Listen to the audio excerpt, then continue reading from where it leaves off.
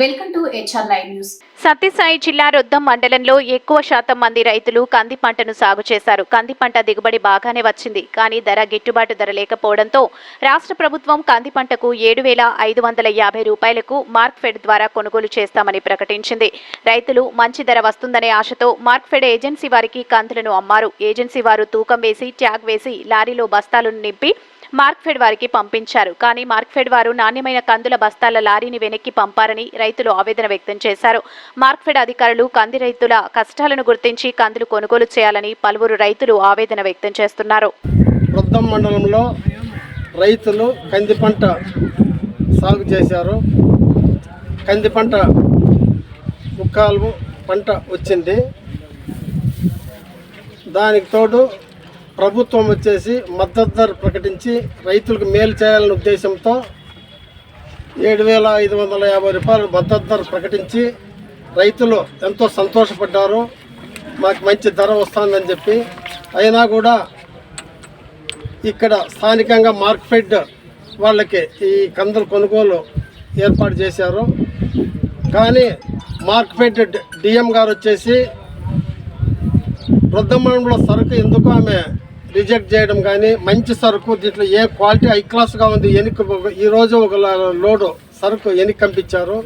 కానీ ఆ లోడ్లో సరుకు చెక్ చేస్తే ఫస్ట్ క్లాస్గా ఉందని చెప్పి ప్రతి ఒక్కరూ మంచి సరుకు ఎందుకు పంపించారంటే చెప్పి ఆవేదన చెందుతున్నారు.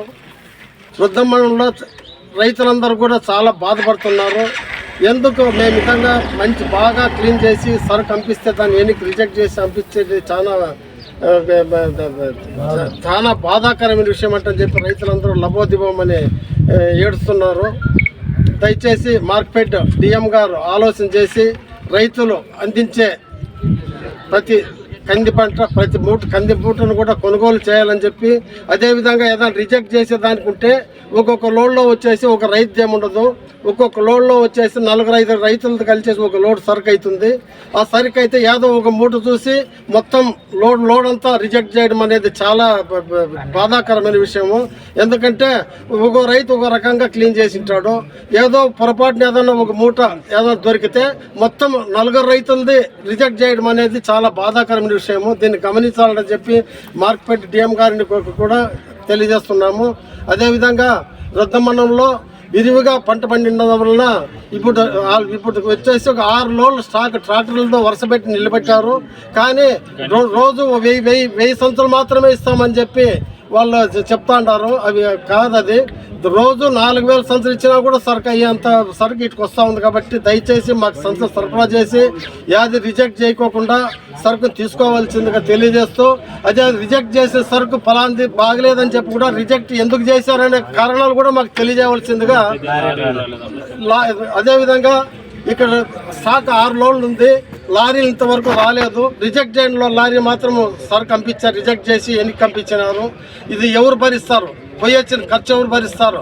అది ఎందుకోసం రిజెక్ట్ చేశారో కనీసం అదైనా జవాబు చెప్పగలరా మార్క్ఫెడ్ గారు అని చెప్పి వారికి తెలియజేస్తున్నాం.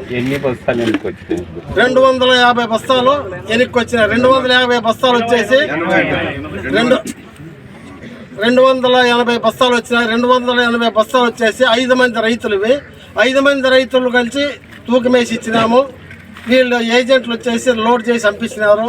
పంపించిన సరుకుని యాదో ఫస్ట్ 1 మూట తీశారు, 2 మూటలు తీశారో మాకు తెలియదు, కానీ రిజెక్ట్ చేసి పంపించినారంటే చాలా బాధాకరమైన విషయం. రైతులందరూ లబోదిబోమని ఏడుస్తాడని చెప్పి ఇది గమనించి ప్రతి మూట చెక్ చేసి రిజెక్ట్ అయిన సంచులు ఆడ పక్కన పెట్టి సరుకు తీసుకోవాల్సిందిగా తెలియజేస్తున్నాం.